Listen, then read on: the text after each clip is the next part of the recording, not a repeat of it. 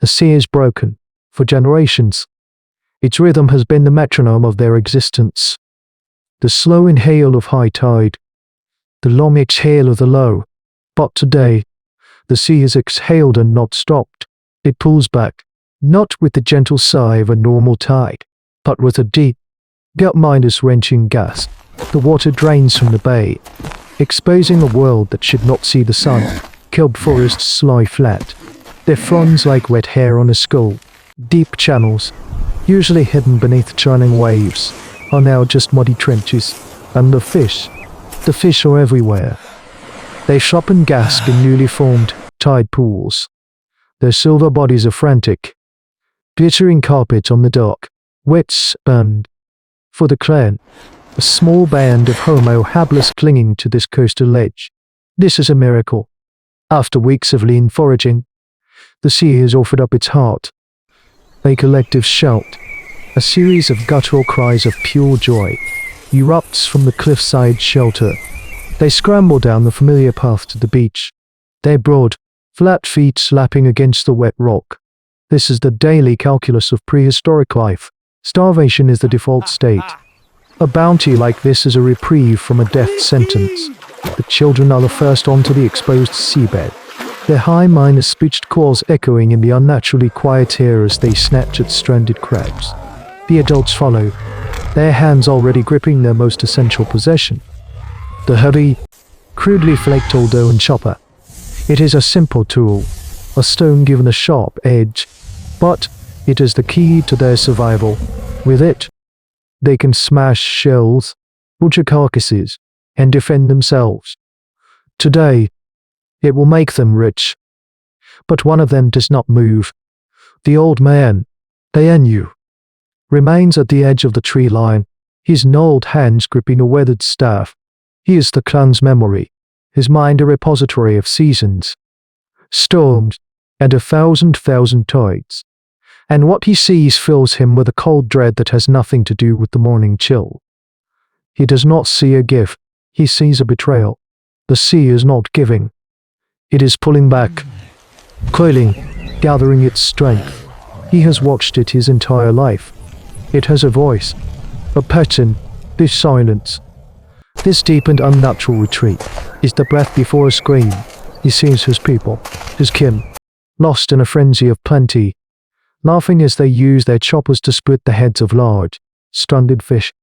They are so focused on the immediate treasure beneath their feet that they do not see the terrible emptiness of the horizon. This is the emotional turning point. Inu is caught between the joy of his clan and the terror in his own gut. He tries to call out, a hoarse, croaking sound. As you look up, their faces slick with fish, guts and salt water, and wave him down, gesturing to the feast. They see a frail old man, hesitant to join in the good fortune. They do not see a prophet. These human ancestors, for all their nascent intelligence, are still very much creatures at the present moment. A full belly today is worth more than the vague threat of a troubled tomorrow. Inu looks from their happy, oblivious faces to the unnerving calm, distant line of the sea. He feels a vibration in the soles of his feet. A low hum so deep, it is almost a feeling rather than a sound. The sea is not empty. It is waiting. Anus' legs carry him down the path, his staff clicking a frantic rhythm on the stone. He must make them understand. He enters the sprawling, chaotic scene on the exposed seabed. This expanded littoral zone is a landscape of frenetic activity. The air is thick with the coppery smell of fish blood and the salty tang of the deep ocean. His people are scattered across the map, their bags spent, their minds consumed by the harvest. They are a portrait of single-minded focus, a community united in the exploitation of a miracle. This is the great challenge of their intelligence. It is sharp, but it is narrow. It is a tool for the here and now. The future, a concept as vast and abstract as the sky, is a luxury they cannot often afford. He reaches the strongest hunter, a male named Bor, whose arms are smeared with gore to the elbows. Inu grabs his shoulder, his grip surprisingly strong. He points with his staff, first to the high cliffs, then to the empty horizon. He makes a sound, a low, urgent rumble in his throat, and sweeps his free hand in a wide, devastating arc. The meaning is clear. The sea will return, and it will be a destroyer. Bioa looks at him, his brow furrowed not in understanding, but in annoyance. He shakes Anus' hand off and grunts, turning back to the large fish at his feet. It is a moment of profound cognitive dissonance.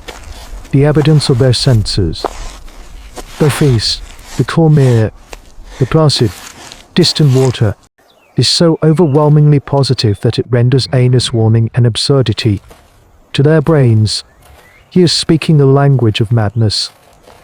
Others see the exchange and laugh. A series of short, barking sounds. An old man shouting at an empty ocean. One youth mimics his frantic gestures, drawing a fresh round of laughter. This is the heart of Anus' hard choice. How to save a people who do not believe they are in danger. He is alone, a single point of foresight in a sea of blissful ignorance. He tries again, his cries more desperate, more shrill. He tugs at a woman, trying to pull her and her child away from the pools. She shoves him away, angry at the interruption. His failure is a stark illustration of the limits of authority in the deep past.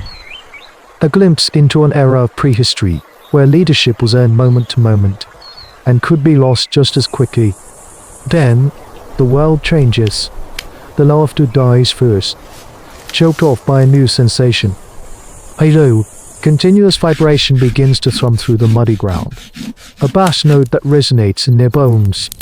The birds are the next to know. Flocks of gulls and terns that have been circling the feast tries as one. Their calls frantic as they wheel inland, a silent, swirling vortex of panic. A deep, resonant hum begins to fill the air, a sound that is not of the wind or any animal. It is the sound of the world's own machinery grinding into motion.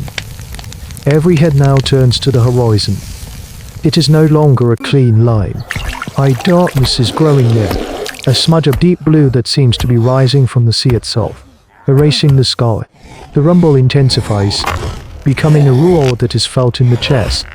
In that instant, Inu is no longer a madman. He is a prophet. And it is too late. Panic erupts. A chaotic, contagious wave. The community shatters. It is every soul for itself. A mad, slipping, sliding scramble for the safety of the high cliffs. The scramble for the cliffs is a frantic, desperate chaos. The same mud that offered them a bounty now tries to claim them. It's thick, sucking grip pulling at their feet. They slip. They fall. They get in each other's way. The ordered community of the harvest is gone, replaced by a stampede of raw, individual survival instinct.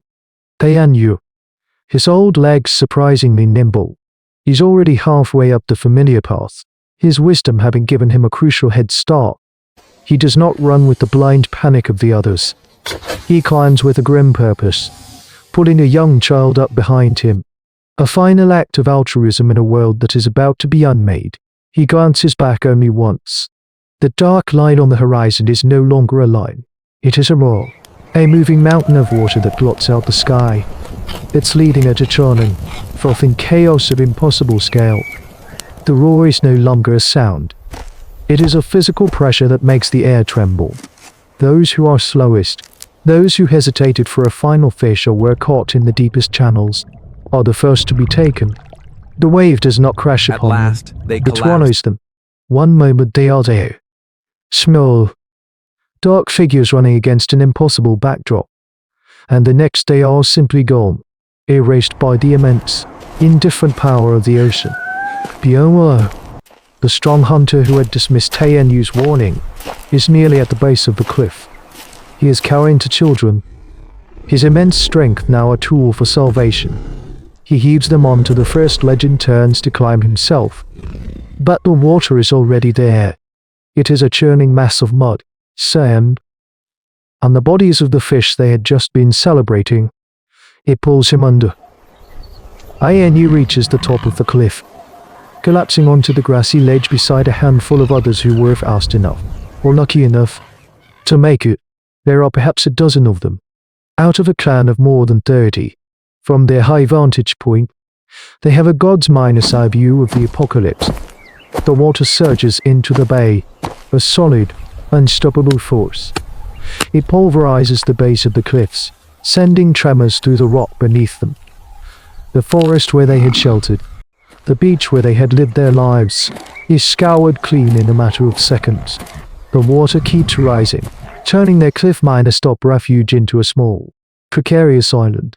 This is a brutal lesson in paleoseismology, the evidence of a great earth-minus shift written in water. They watch in stunned, horrified silence as their world is washed away. The water is a brown, churning chaos, filled with the splintered remains of trees and the bodies of animals. There is nothing left when the water finally, slowly, begins to recede. It reveals a landscape that is alien and hostile. The familiar contours of their home have been erased, replaced by a wasteland of mud, shattered rock, and saltwater pools. They are alive, but they are stranded. They have no tools, no food stores, no shelter. They are survivors, but their survival is a new and terrible kind of poverty. The wisdom of one man saved them from the wave, but it could not save their world. This is the stark reality of the founder effect. A catastrophic event has reduced their population to a handful of individuals, their future now hanging by the thinnest of threads, their genetic and cultural legacy in the hands of the few who listen. From the cliff, the world is new and terrible.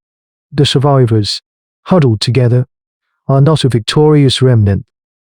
They are the first citizens of a different planet. The wave was more than a destructive event. It was a selective pressure of unimaginable force. It didn't just kill the slow, it killed the skeptical. In that single, horrifying moment, the value of foresight, of abstract thinking, of listening to the quiet voice of dread in the face of a smiling fortune, was etched into the very core of their cultural DNA. The story of AMU's warning would become a sacred text, a foundational myth passed down through generations, long after the memory of the wave itself had faded into the deep time of hominid history. It is a pattern we see repeated throughout the long story of our ascent. A single mind sees the pattern the others miss. The shift in the wind, the strange behavior of animals, the crack in the ice, and humanity takes one more painful step forward. Our capacity for complex anthropology, for science, for seeing the future, was not born in quiet contemplation. It was forged here, in moments of extreme trauma, where the price for ignoring a new, radical idea was utter annihilation.